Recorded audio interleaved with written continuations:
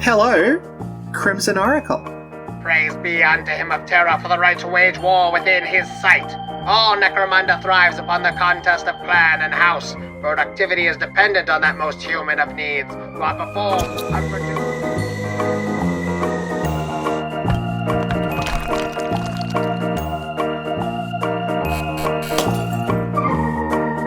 and called off for their efforts in this time of the coming tithe. So, I'm Crimson Oracle. I am a Warhammer YouTuber, and I run a podcast called The Dome Runners, largely focused on the Warhammer setting-based tabletop game Necromunda. I am someone who kind of originally came to all of this through what we call Old Hammer, which is like books that were published in the first edition of Warhammer 40k that my stepdad had, the kind of messier Rogue Trader era. And over time, it kind of, calcified, I guess you could say, into like a coherent, story with a timeline and all that stuff. Whereas like before, it was very vibes based. And so one of my lenses that I kind of look at all this stuff through is the kind of lens of like the old Warhammer, the new Warhammer, and where it kind of fits in as a collective literary work almost, because it's such a weird thing that there's only a few things like it where you have so many people working in one setting and publishing in one setting. I mean, you're talking about a handful of properties that actually have that level of expansion to them, and what kind of weird issues we run into and metaphors we can find there.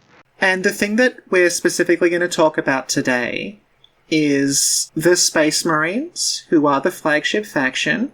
People probably know what they look like, but there's a lot of quite sort of like complicated esoteric stuff around them that I think, like, my thesis is basically that the Space Marines all ended up kind of trans, and that was not intentional, but it was inevitable based on the direction they started going in. This was kind of like the end of that road. And a lot of the back and forth over, like, the inclusion of female Space Marines, should they happen, should they not happen, is kind of reflective of this anxiety that they're sort of speeding toward and having to sort of frantically turn away from at the last second. So that's what we're going to get into today. But I guess before we start, like, we should really get into explaining, like, what a Space Marine is and where they come from and why people got in such a tizzy at the potential for female ones existing. So do you want to, as the Old Hammer expert, do you want to go into what actually is a Space Marine, like, briefly? Because we'll cover how they're made later on, but briefly, how would you describe them?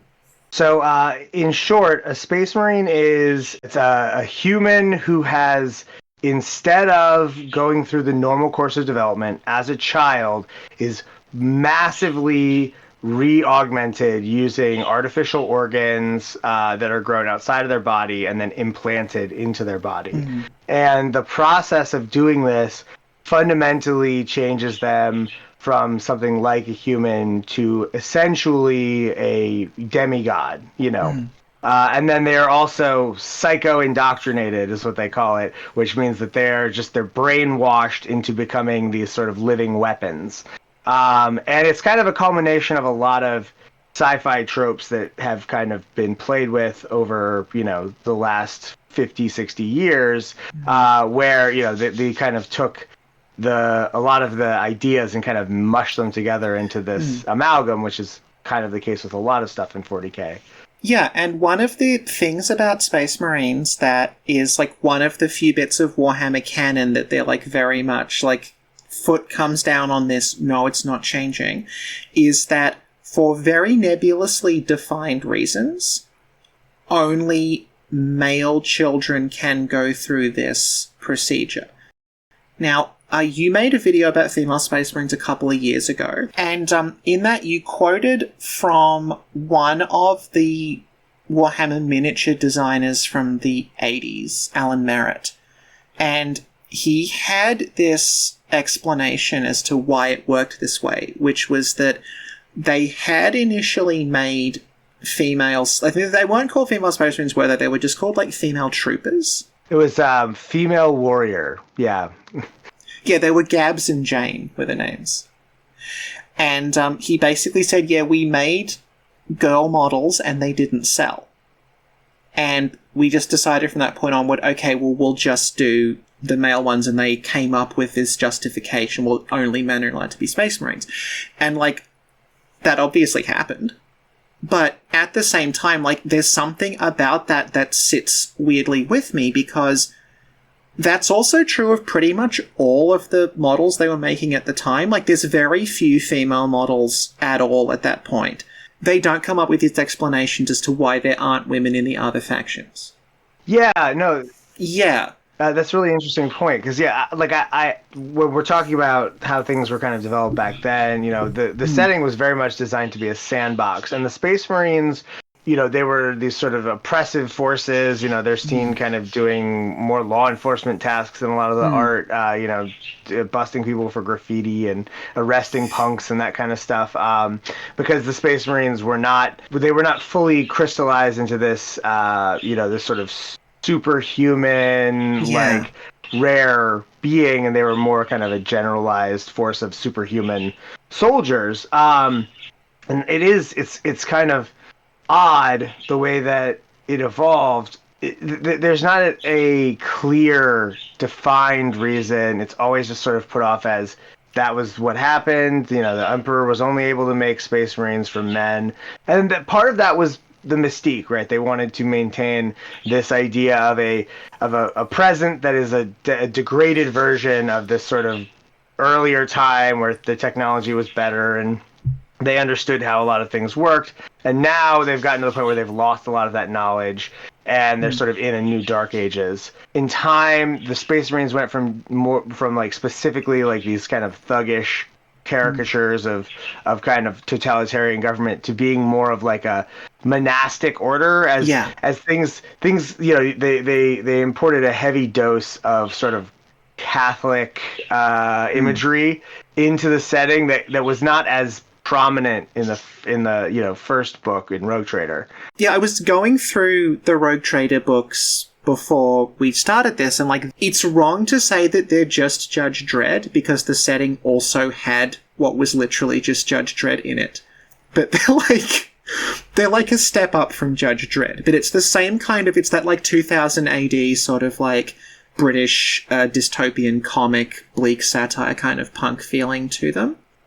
And then if you look at them now, like, they're very, very, like you said, monastic. They're presented almost like these sort of very heroic, noble figures who are sort of like, there's something very pure about them. And then that is sort of played for drama, that, like, there might be something under that comes out when they lose control. But the way they're principally portrayed is they're very, very sort of, they're knights. They're knights in shining armor. Yeah, and it's interesting because, you know, it like you say, there's sort of then something to play with there for, you know, the darkness underneath. And then you also get your variants where, like, instead of being that sort of monkish, you know, paladin kind of theme, you get kind of more of a Viking theme with the space wolves, that kind of stuff. There's, you know, they get to kind of play with those themes when they create variations. But the Space Marine is, you know, there's no particular reason here and now for them to continue to be a male-only force. You know, there's nothing about it that requires that other than aesthetics. Yeah, and that, I think the fact that it's not required is sort of what is so compelling to me about it, because what it's doing is it's putting all that stuff out there, and then it's almost reaching a point where it realizes that that's useless. And then it suddenly frantically has to double back on itself. And that, to me, is, like, extremely interesting. But I think what we should talk about now is, like, how do you actually make a space marine? Like, what makes them physically different from humans? So every Space Marine starts their life as a boy, a little boy. They've maintained in the background that they're usually recruited from, these sort of rough places. They recruit from hell worlds, from death worlds, and then also in some places they recruit from like the children of nobility, which is interesting because that is a very it's different and complicated. In fact, one of my favorite depictions of this kind of tension of harvesting children, essentially, is in the book Spear of the Emperor. There's this world where there are all these people living on the planet who they look angry when they see the Space Marines come around, and the reason is that they view them as child thieves, because they're taking their children as sort of a tribute, because that's kind of how everything in the Imperium works. Is it's all based on these tithes. Everyone is tithing in some way or another, and then they're put through these intense trials. So you take these prepubescent boys and you make them do all kinds of incredibly difficult physical tasks. It's essentially, you're talking like maybe 10% survive. And so once this child reaches that point, they start to add new organs. And when they add the new organs, it is both doing gene therapy, and so changing their body at a genetic level, and it's also doing a form of hormone therapy where it's releasing massive amounts of androgen. I kind of sometimes jokingly refer to it as like male to super male like transition. Where you've taken this body and you've just sort of hijacked all of the different things that develop as they become adults, and instead use them to turn them into something else, something not quite human. They have to go through continued trials as the organs, set up and develop, and they continue to put more and more in until eventually they get what's called the Black Carapace, which is it's a bulletproof membrane that's implanted just under their skin, and it's why Space Marines have all these weird little like sockets all over their skin, is that the Black Carapace interfaces with their power armor and allows them to move the power armor as though it is part of their body. And at that point, they have what's called a progenoid gland, which is the sort of the linchpin of how you make a Space Marine. Without the progenoid, you can't make a new Space Marine. So one of the jobs of the Space Marines when they're on the battlefield, there are apothecaries whose job it is to, if someone dies, to harvest the progenoid glands from their body, so you can take that out, and then you can use that to make a new Space Marine, which allows them to sort of sustainably reproduce. Yeah, so the progenoid stuff is like, when I went back to read this as an adult, because I've been involved in 40k in some capacity since I was 12, that's when the cogs started turning, and I'm like, oh, that's really interesting, and I don't think they planned it this way. Because, like, I'm fairly sure the reasoning behind the way progenoids work in the setting is just to be like, this is why there aren't 10 billion Space Marines. Because the idea behind the progenoids is like, you can't just keep making Space Marines, you have to have this gland that's growing in a Space Marine who's survived for a certain amount of time, which you then harvest and use that. But that means that the way Space Marines are reproducing is actually homosexual. And that the other really interesting thing about that is that canonically, Space Marines do not experience sexual attraction because of all the psycho conditioning they've been under, and they're sterile. So what you've got here is this group that are defined by the fact that they are hypermasculine, but the penis doesn't do anything, and they're also kind of the ones who get pregnant. It's really interesting. this exists as, the tail end of many different people playing with these kind of ideas, right? I mean, you can go all the way back to Frankenstein, Yeah. this sort of meddling with, with bodies and trying to find a way to kind of create life or to sustain life. But in kind of our modern take on all of this stuff, we inherit a lot of those themes, but we kind of play with them in different ways. So obviously a lot of Warhammer themes are kind of inherited from Starship Troopers and Dune, and I think that one thing that gets left out a lot is the Forever War, which we were talking about over email, which is Haldeman's direct response to Starship Troopers. Haldeman fought in Vietnam, and so Haldeman, having experienced that and then read Starship Troopers, which is, a very war kind of brings people together and makes a strong kind of view of things, like the challenge of having to fight for survival, like, makes people better citizens, that kind of idea. Haldeman did not see that in reality.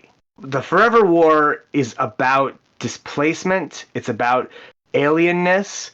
The idea is that you go off to fight, and because of relativistic time, you're gone for effectively centuries, and you come back and you are fundamentally out of sync with the society you came from.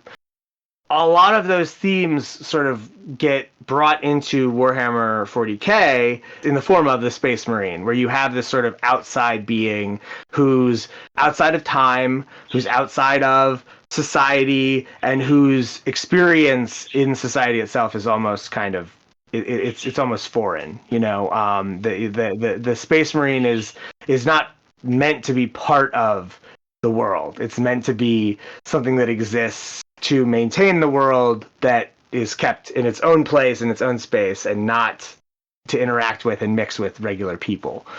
And you also, get this, like you said, this sort of unique method of reproduction, where it's almost like the Space Marines are like a parasite species that that exists, by kind of planting its that sort of reproductive organ in humans, but is separate from humans.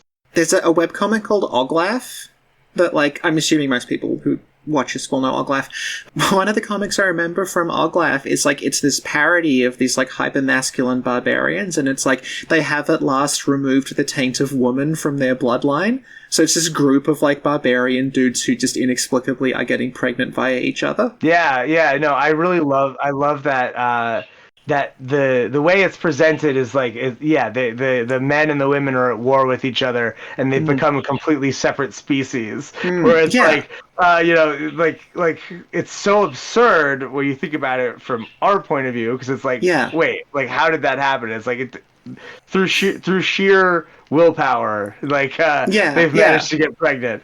And the Space Marine, it's very similar to that, because you have that kind of super hyper masculine, all boys, all war all the time, no time for any kind of the what we would stereotypically assign as female roles in society. They're not doing anything that we kind of code as female beyond that reproductive aspect, because you have to have some form of reproduction. But so the Space Marine society is sort of structured around this homosexual, like you said, reproduction, where you're taking this organ and you're putting it in almost a separate organism, And like I was saying, Space Marines' genitals don't do anything. Right. So it's they can reproduce, but they can't reproduce heterosexually. Yeah, exactly. And in fact, like you said, there is no sexual behavior even in the Space Marines. At least unless we have, you get into Chaos Space Marines, you can kind of, the rules get fuzzier. But even the main force of Chaos Space Marines that we see don't emphasize sex as their primary outlet. It's sadomasochism, where they're torturing, where they're inflicting pain on themselves, experiencing extreme sound, extreme feelings, drugs, all of that kind of stuff. The Space Marine is overall a very sexless creature, Yeah. and that feels very intentional.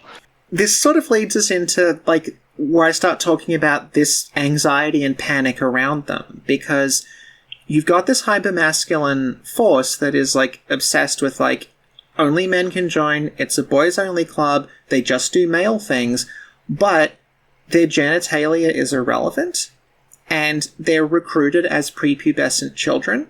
So there's this massive question mark over, like, why? And so that's something that I kind of got into a bunch in my female Space Marines videos, because I, as a trans woman coming at this from the point of view of, the way that our bodies function, it is based, I think, in a fundamental misunderstanding that a lot of people have about the structure of our bodies. Humans are not particularly sexually dimorphic. In some species, the male organism and the female organism, you don't have the same structures or whatever. But whereas in the human body, all of our tissues are capable of developing in either direction. And that's what is so cool about hormone therapy, as someone who gets to benefit from it, is like, I take hormone changes all of those tissues and the way they function.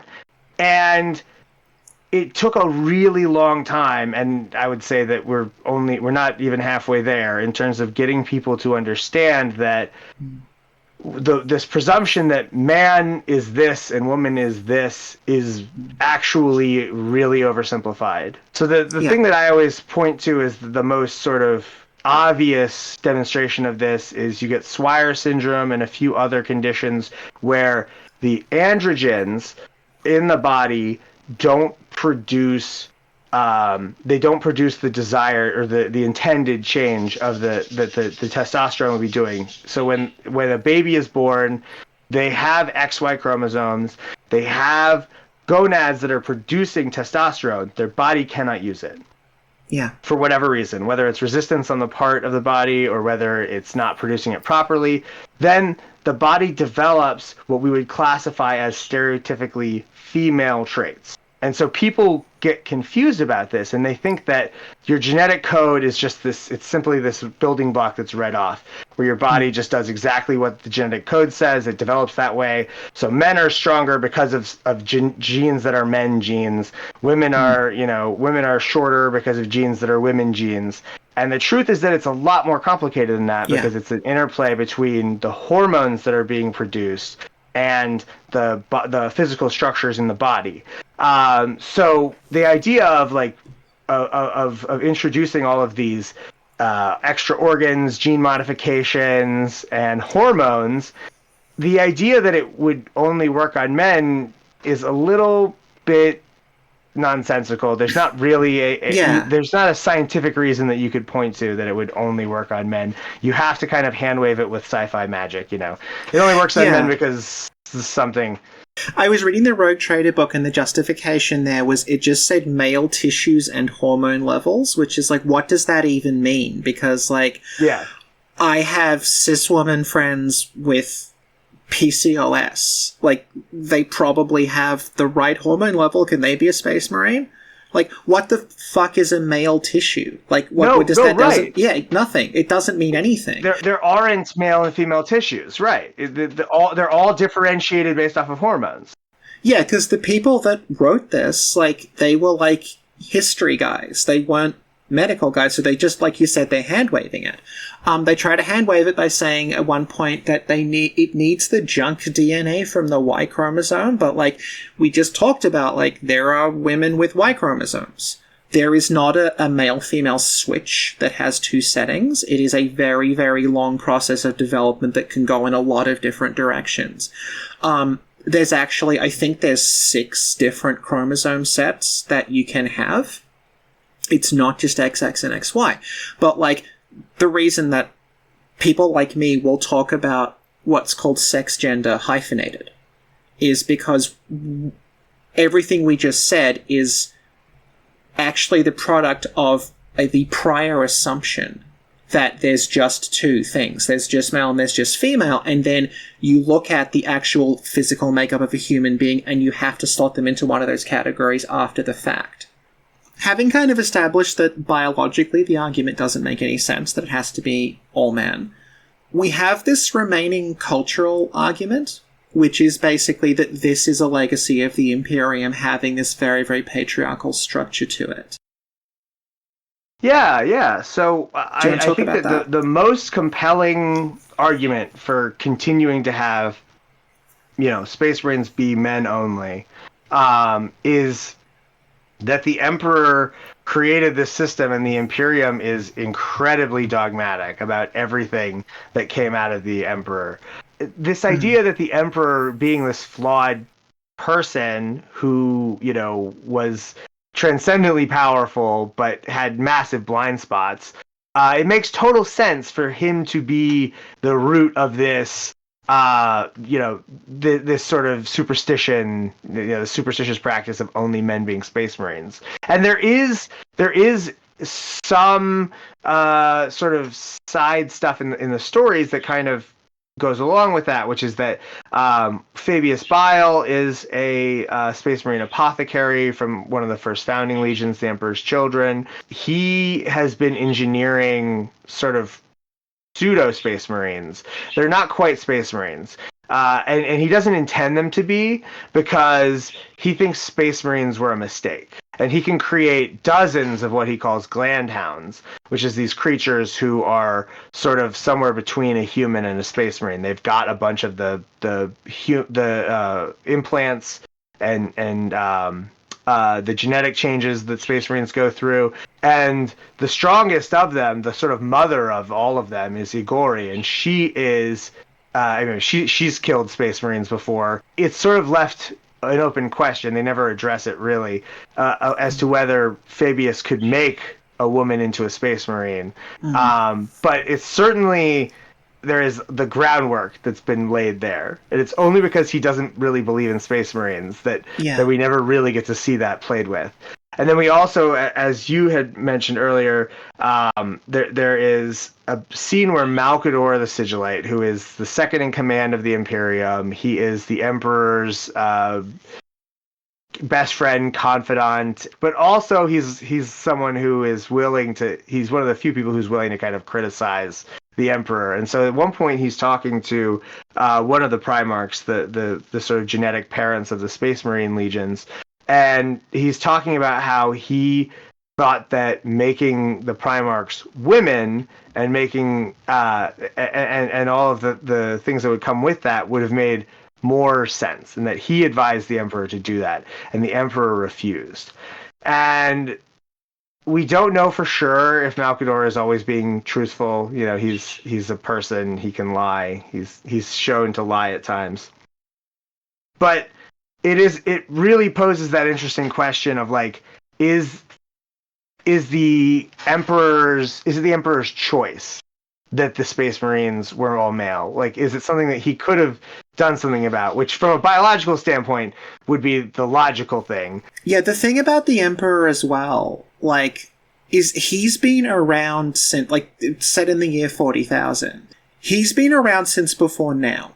Like, he is immortal. I think he's supposed to have been born in, like Anatolia at some point in the, like, is it still BC when he's born? I believe he's born in Anatolia in the Bronze Age, maybe even earlier. Yeah. Like, we're talking like pre-history era. Like, he's been around that long. And so it would make sense that he would have a lot of really sort of backwards views on things, having kind of grown up throughout most of history, living in this sort of toxic stew of cultural beliefs about, masculinity and femininity.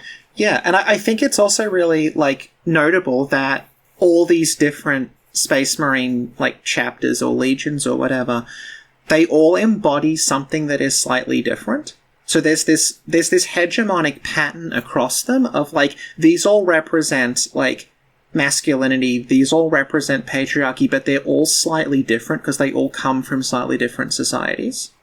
Because you got some of these groups where, like, they're from street gangs, where, like, the dominant masculine model there is who is the strongest.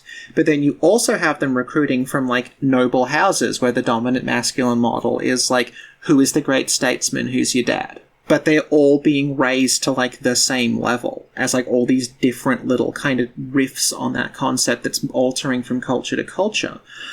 And that sort of brings me to, like, the crux of what I wanted to talk about, which is, like, because it's doing all of these things, and because Warhammer 40,000 has that aspect of, like, just push everything as far as possible into this realm of, like, a joke that has stopped being funny and is now just kind of weird and uncomfortable, it starts to reveal things about masculinity that are honestly a little bit uncomfortable to deal with. And I think that the insistence that there is a biological reason why they all have to be men, but we can't actually say what it is a reaction to that. Because if you just run with the logic of how Space Marines are made and where they're from and everything, it's tying all of those things to something that is explicitly imposed and completely unnatural.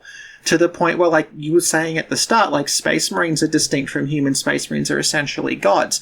So what's essentially happening is that, like, you are creating this hyper-masculine image that is imitating an image that doesn't actually exist. Like, it is physically impossible for a male human to become this image unless you actually go in and completely override their body and change everything about them in a way that was never part of their body to begin with. And I think that's where the whole Y chromosome thing comes from, because it's like they need an out. They need to actually be able to say, okay, even though all of this is artificial, and we do this to people, it's not coming from inside them. There is actually this very nebulously defined, like, true masculine essence in them that it's leeching off. It's so it's really interesting because, like, as you're kind of talking about it, I'm thinking about this kind of tension in the background, right? Because we have so many different people working in the world of Warhammer, writing in the world of Warhammer. You have people who are writing Space Marines in a very straightforward, like, rah, we call it bolter porn, which is to say, like, it's just a story about big guys in giant shoulder pads shooting each other, and that's the whole story. But also, you've got the people who are dealing with more of the nuance. You get your Aaron Dembski-Bowdens and other writers in that vein who are addressing the topic of Space Marines through the lens of, like, how do these creatures see themselves? How do they interact with normal people? As you get into those more nuanced takes, the Space Marine is much more of a figure of body horror, a figure of social horror. Like, when you play the stuff out that we actually know is part of the background, we get a much clearer picture of the kind of darkness.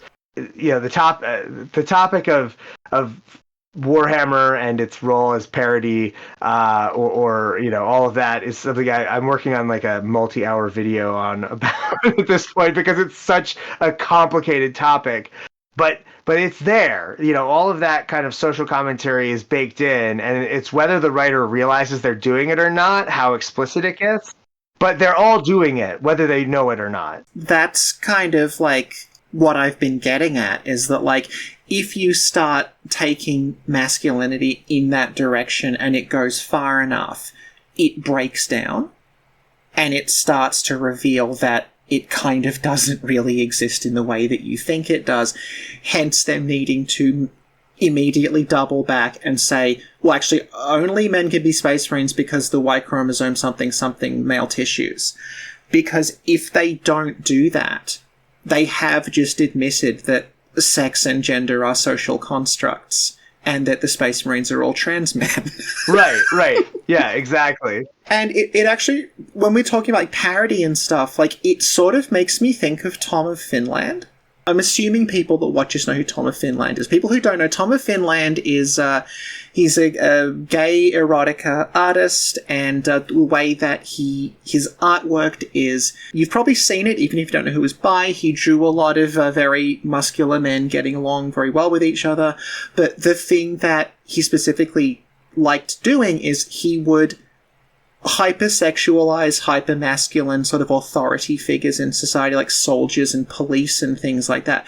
But really, like, the difference between, like, a Tom of Finland drawing of, like, a soldier who is clearly supposed to be this figure of, like, gay lust, and an actual just, like, fascist Ubermensch poster is, like, a tiny, tiny little hair of difference. Right. No, yeah, that's a... Yeah, Space Marines are like that. And yeah, so, and they're an all-male society. They only interact with men. Like, all their relationships are with men. So, like, of course, right, there's always going to be, and there's that, that sort of, like, that love between battle brothers has deep history in, Greek myths and Greek philosophy. And when you get into all of that, it all is very homoerotic. That sort of it has to be kind of desexualized, right? In our society, it's really important that men who are close with one another not be expressing, sort of in sort of feminine ways or whatever. And that's all undermined by the fact that you literally had to take a guy's, essentially his gonad, and take it out and put it in another guy in order for that guy to become a Space Marine. So yeah, it's yeah, they just made Emperor canon. Yeah, no, like, literally, that's what it is. And it's like some of the Space Marine designs, particularly like the Blood Angel ones, where they just have these like molded muscular torsos and they look like Greek statues. Some of my favorite models. Yeah, and then you've got, like, the Space Wolves who are, like, they don't have that molded thing, but they have that barbarian aesthetic of, like, I murder animals with my bare hands and wear their skins. And then, like, the Ultramarines where it's like, we are the great statesmen. We are the masters of, like, tactics and war and things like that. And they're all existing simultaneously as these conflicting models of, like, what men are supposed to be like in those cultures, and it never resolves itself because it can't. It's also, it acts as a like kind of filter for what your interests are as a hobbyist. Oh, right? absolutely, Because, at the same time, all of this is also an arts and crafts hobby. We are like we're building small things and painting them. You could absolutely code that as feminine if. And there are hobbies that women engaged in for decades and centuries that are exactly that. Right? So, like, the idea that, like, it has to be a boys' club never made any sense to me. My grandma painted small Christmas houses that had, like, a little light in them. And so, like, that was a stereotypical feminine hobby. It's associated with grandmas specifically. And people make jokes about, like, Warhammer is grandma Christmas villages for boys or whatever. I mean, to me it's Polly Pocket, but yeah. Yeah, no, exactly. I guess the thing I wanted to talk about as we sort of wrap up is, like, Games Workshop have clearly noticed this, and they have attempted to address it in a number of ways, none of which have involved actually breaking the no female Space Marine rule, but they have sort of come at it from a bunch of different directions to sort of try, like, making things a little more inclusive. So, the Sisters of Battle. So, Sisters of Battle have always been part of the setting pretty much. They technically descend from, like, a drawing someone did in a Rogue Trader book. But, like, when it hits second, like, they're there from second edition onward, essentially. We can kind of mark second as, like, the sort of modern 40K's, like, actual, full... It was fully formed as of second edition, where you had kind of the basic structures of everything laid out, and it has evolved from there. But that is the point where things kind of set into a solid form, whereas things changed a lot and were very nebulous in Rogue Trader. And so, so the Sisters of Battle, yep. Yeah, so Sisters of Battle they're interesting in light of the attempts to make things more inclusive, because the initial justification for there being this entirely female army is that it was a literal reading of a piece of dogma that said that the church could not have a force of men under arms. Hey. And they then interpret that literally to say, like, oh, actually, well, that means we can have a force of women under arms. And you get this faction of, like, battle nuns. And, like, that is one of the things that now seems a little odd in light of the changes they've made to the setting, because what they've done is they've actually gone back and they've rewritten a bunch of stuff to always have had women in it. So they're gradually, what they're doing with this Imperium is they're making it marginally less sexist and focusing more on the fact that it's just really xenophobic. So it's kind of tolerant of human diversity as long as there's no aliens and no mutants involved. And what sort of is therefore odd about the Sisters of Battle thing is it's like, well, would that piece of dogma have actually been there in the current setting? Because you'd expect them to just not actually do that. Yeah, that's an interesting point. You're right. It only makes sense in the sort of way that if you view it in the context of like the rules of like a hierarchical system are always they're always kind of played with, right? And so whoever came up with that background for the Sisters of Battle was riffing on that. The idea that like that you would have someone go like, technically, your rule says that there's no men under arms, but guess what? We trained up a fighting force of women. Haha.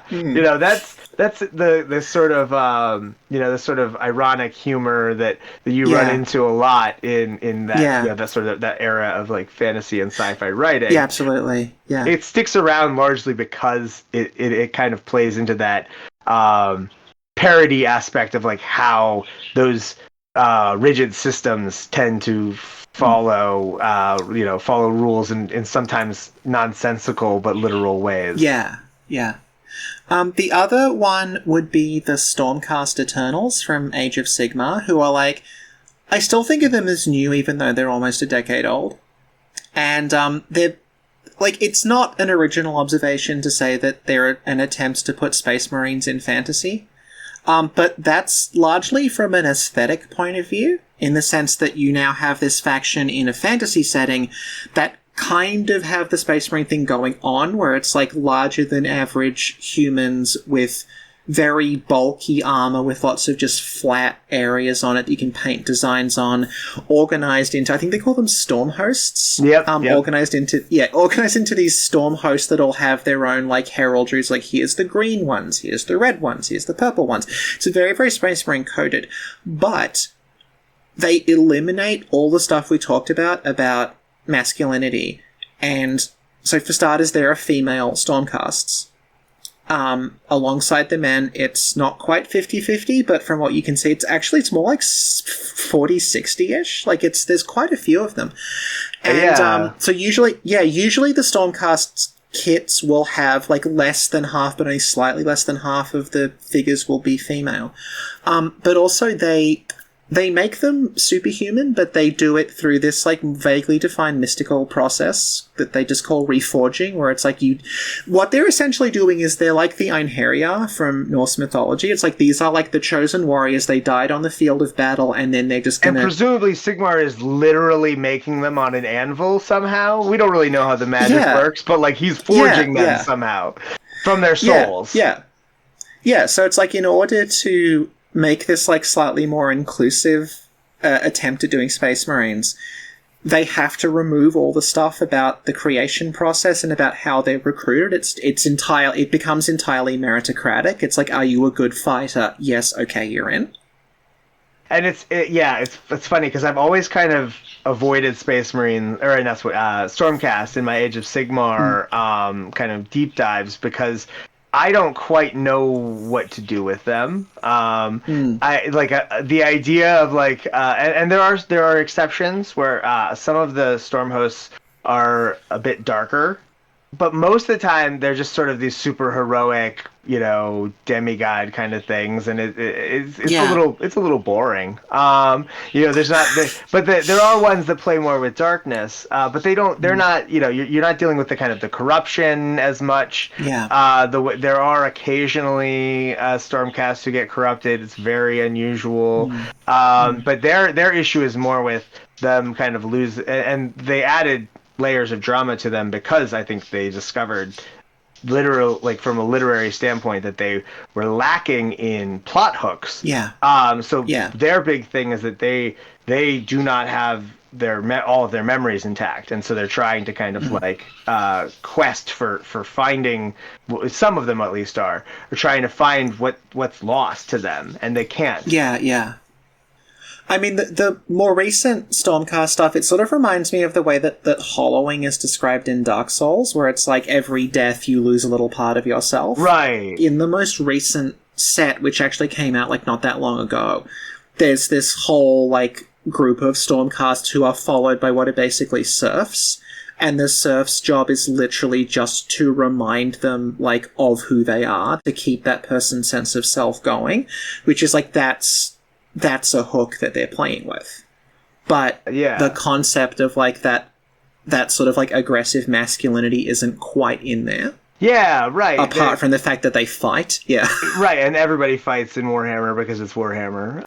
So the final thing I wanted to talk about with regard to this attempt to make things more inclusive without kind of breaking the established rule that they've got in place is what they have done with a faction called the Adeptus Custodes.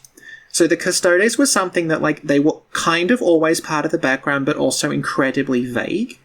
They were presented as, these are the Emperor's personal guards, the custodians, as in, they literally, their job is to guard the most important person in the universe. And they're always described as, it's like a Space Marine, but it's better. They are to a Space Marine what a Space Marine is to a person, which led to people kind of assuming, oh, well, they must just be Space Marines with extra stuff bolted on the sides. And what they've done in making them a more defined faction is that they canonized that, oh yeah, there are some female custodians. People lost their minds over it. Like I said, assuming they worked exactly like Space Marines, which is never specified. It is true that in some of the Custodes' background, they will specify that, they're recruited from the sons of the nobility. They are described as a brotherhood. But you don't get what you got with the Space Marines, where it's this really long, detailed description of how they're made and why they're made the way they are. It's literally just hand-waved as arcane genetic alchemy. Right. Which could be literally anything. Yeah. In fact, I believe that the description of how a Custodes is made is sort of, they sort of reference, a Renaissance painter, or a great artisan handcrafting them, which, what the hell does that mean? We don't know. That's just kind of the nature of space magic, is sometimes you just get they're made through a very complicated process. And you're right that I think a couple of times in codexes that were very recent, it was specified that they were recruited from male populations, but they didn't ever specify how it was done or why they were recruiting from male populations.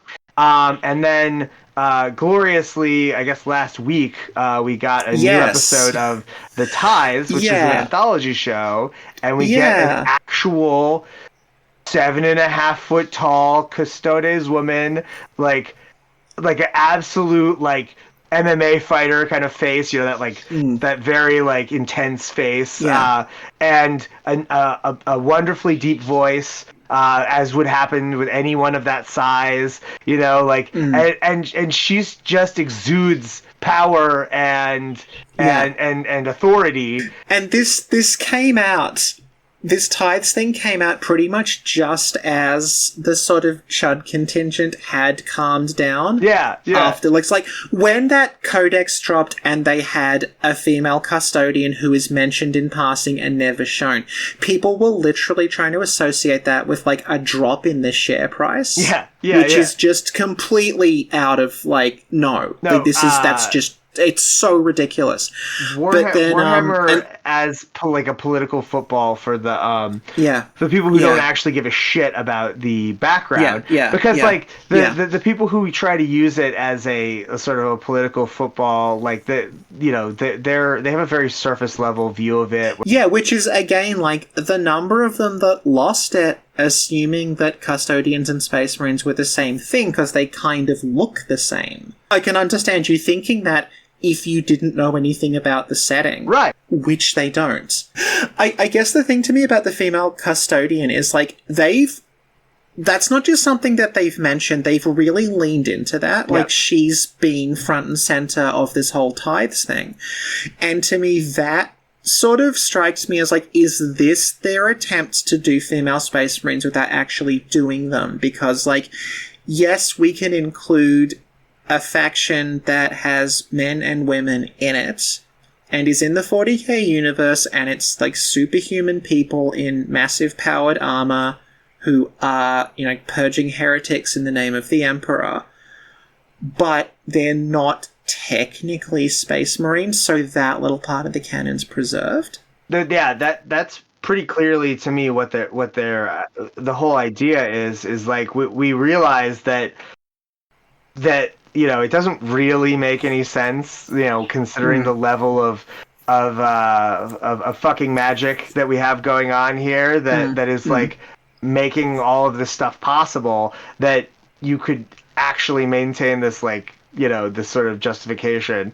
So we just sidestep it by saying, like, okay, look, there's female custodians, so that must mean that there's a way to make female space marines. We just we're not gonna do it. We're not gonna address it, but like obviously it must exist. And then that sort of goes back around to which is to say that like the Imperium is a million worlds. The galaxy of Warhammer is so vast and so massive that just because it's not written in a book doesn't mean that something doesn't exist, right? Just because no one is on record having made female space marines doesn't mean that some world didn't get desperate and have some kind of, maybe it was some kind of a, why the last man kind of situation where like all the men on the planet died for some reason, through, the warp, we'll say. And we had a need of space marine recruits, and we tried, implanting the glands into women, and it worked. That kind of thing can still exist and coexist without the sort of official storyline. You need to acknowledge it. So and also on the other side of that is that if something did happen in the canon, you don't have to acknowledge it happening if you don't want to. So like, there's a lot of things in the current version of the game I'm not terribly interested in. Like, I don't particularly like that the Primarchs are coming back, but I don't have to deal with them. I just don't have to have them. Someone else might have them when I'm playing against them, but I can just be like, I don't care, they're not part of this. If you don't like female custodies, you can just not have female custodies. It's fine. Yeah, exactly. It doesn't have to be an us versus them thing. I don't think that we have to have female space marines necessarily. I think that we could have an interesting setting where the reason that space marines are men is based off of this sort of, superstition and cultural practice and the emperor's sexism. And that could be totally interesting. But I'm also not going to poo-poo someone who makes female space marines, because the entire point of Rogue Trader, and I have a female space marine army sitting on the shelf over here. But the whole point of Rogue Trader was to create a setting that was so expansive and so wacky and so all over the place that you could contain any kind of storytelling you wanted. It was meant, Rogue Trader was meant as like a toolbox for you to play whatever story, whatever interesting stuff you wanted to go through and role play. You could do that. And we got away from that a bit, but fundamentally the hobby is about self-expression, and I think that we have to prioritize the expression of the individual over this sort of Yeah. rigid adherence to background, which is why I'm also okay with like My Little Pony, Space Marines, and all of the other Absolutely. goofy shit that people do, because like I think that fiction is much more fun when it is fluid and when we get to do what we want with it. And I think fan fiction is probably the truest expression of like human storytelling as it has existed for the last 100,000 years. And I'll die on that hill. Anyone wants to flame me for that one, go right ahead. All right, thank you very much, Crimson Oracle, for your time and your very valuable input today. Thanks for having me. And just as a reminder, you can check me out at Crimson Oracle on YouTube and the Dome Runners podcast if you have any interest in Necromunda. Thank you very much. And thank you. And thanks everyone for listening, and we'll see you all next time. Hi, Sophie here on the shit laptop mic because I just finished editing at 2:28 in the morning. Just letting you know that the unedited 2-hour version of this episode that contains even more digressions was released earlier this week on Patreon at the $2 tier, so if you'd like to kick us a couple of bucks a month, you can hear a version of this that's twice as long and contains digressions about whether Ovid was technically a fanfic author, and God knows how many things I've forgotten because I've been editing this non-stop for a couple of days now.